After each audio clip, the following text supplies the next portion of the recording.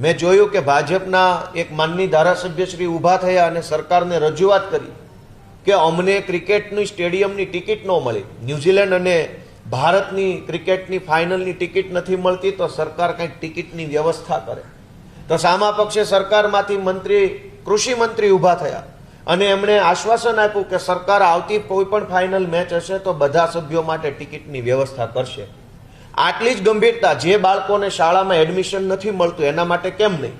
કહેવું જોઈએ સરકારે કે કોઈ પણ દર્દી ખિસ્સામાં પૈસા ન હોય તો એડમિશન વગરનો નહીં રહે દવાખાનામાં કે શાળામાં જગ્યાઓ નથી, દવાખાનામાં ખાટલાઓ નથી, ગરીબ માણસને બસમાંય ટિકિટ મળતી નથી કેમ કે બસ જ આવતી નથી.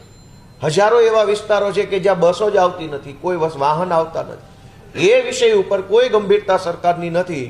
પણ અવડી મોટી ગુજરાતની વિધાનસભાની અંદર ક્રિકેટની ટિકિટો ધારાસભ્યોને નથી મળતી એ બાબતના મુદ્દા ઉપસ્થિત થાય છે.